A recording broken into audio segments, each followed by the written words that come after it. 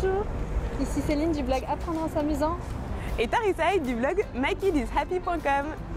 Bon, j'ai eu la chance de rencontrer Tarissaï ici à Budapest. On a un soleil couchant magnifique et elle est experte en éducation positive et plus spécifiquement Montessori. Et donc je me suis dit mais c'est super, j'avais envie de partager avec vous un peu la vision d'une personne qui est vraiment formée Montessori pour vous donner un petit peu les clés de la pédagogie.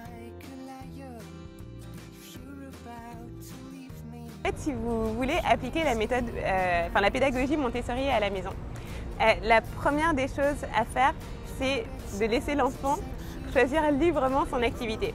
C'est-à-dire qu'en fait, en tant qu'éducateur, notre but, c'est pas tant de contrôler l'enfant que de contrôler son environnement. Donc dans l'environnement, en fait, l'idéal, c'est de mettre que des choses qui peuvent construire des choses en lui et que lui, il puisse aller choisir librement son activité. Parce que quand on choisit librement son activité, on a un réel intérêt pour ça. Et du coup, l'enfant, en fait, qui a un intérêt pour une activité, il va pouvoir se concentrer vraiment et apprendre beaucoup plus vite de son activité que s'il n'a aucun intérêt et que c'est un sujet imposé par un parent qui dit par exemple « là maintenant on révise les lettres, maintenant on révise les maths ». Voilà. Donc vraiment le laisser choisir librement son activité. Idéalement, voilà, dans un environnement où lui a accès à tout, il peut prendre facilement les choses. Et une deuxième grande clé, c'est de laisser toujours une plage de concentration suffisamment longue à l'enfant pour qu'il puisse se concentrer. Ouais. Parce que Maria Montessori nous disait que le début de la concentration, c'est aussi fragile qu'un bourgeon. Ouais, c'est vrai. Et qu'en fait, parfois même, juste en déplaçant un petit objet à côté d'un enfant qui se concentre, il peut se déconcentrer, ouais, passer à autre chose. C'est un moment tellement magique, ces moments où ils se concentrent, où ils sont complètement focus. Oui, et en fait, aller jusqu'au bout de la concentration, ce que Maria Montessori nous dit, c'est que ça permet l'éveil au sens social. Ça veut dire que quand l'enfant a été nourri à l'intérieur par une activité qu'il a librement choisie, qu'il a pu se concentrer suffisamment et répéter l'activité de nombreuses fois, parce que c'est par la répétition en fait qu'on apprend vraiment. Une fois qu'il se sent nourri et que là, il est bien, en fait, elle dit qu'ils sont comme dilatés. C'est-à-dire qu'ils sont vraiment éveillés au sens social. Super. Ils vont voir les autres avec joie, avec enthousiasme. Ils sont remplis et après ils s'ouvrent. Exactement. Et donc ça, je pense que ce sont vraiment des clés hyper précieuses. Donc ça veut dire que si on prévoit 50 activités dans la journée, une sortie rapide au parc, ensuite on va voir un musée, ensuite l'enfant il n'a pas suffisamment de temps pour se concentrer et il vaut mieux en faire moins, mais de bonne qualité, que beaucoup. Et le laisser en plus. Et en plus le laisser jouer aussi. Voilà, oui. Aller jusqu'au bout de son activité. Et une autre chose qui est très importante aussi, c'est que l'éducateur a besoin d'agir comme modèle pour l'enfant. C'est-à-dire que si par exemple on a envie qu'un enfant parle doucement dans certains lieux, ça peut être le lieu de la maison, ça peut être un autre lieu, en tant qu'éducateur, on a besoin nous-mêmes de parler doucement.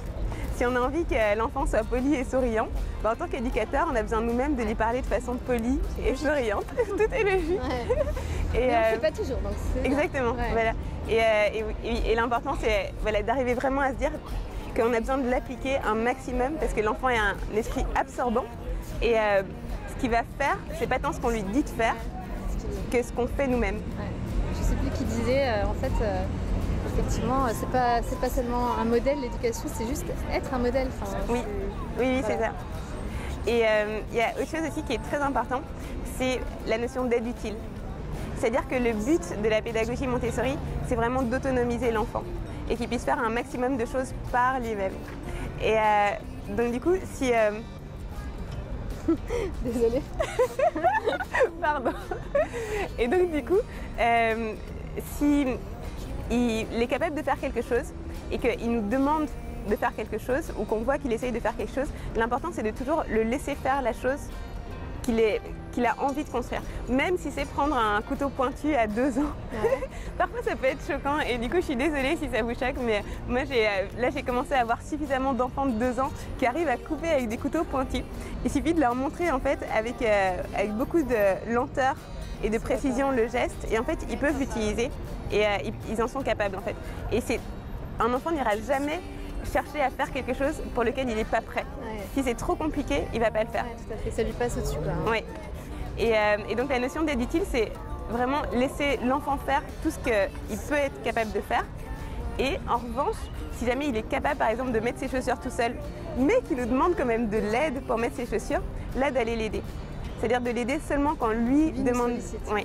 Parce que en fait, s'il nous demande par exemple de mettre ses chaussures, parce que c'est le cas en ce moment, mon fils il a 5 ans, donc il sait parfaitement mettre ses chaussures, mais tous les matins en ce moment, il me demande de mettre ses chaussures. Maman me les mettait comme ça voilà. Gratuitement. Et en fait là, il cherche à construire autre chose. Donc là, c'est plus un besoin d'autonomie, il est tout à fait capable de le faire. Ouais. Là, c'est un besoin de sécurité. La maman ou le papa, c'est la figure d'attachement. Et donc du coup, ils vont aller chercher un autre lien. Puis il y a d'autres outils pour faire en sorte de construire ce lien et remplir le réservoir d'amour autrement qu'en mettant les chaussures.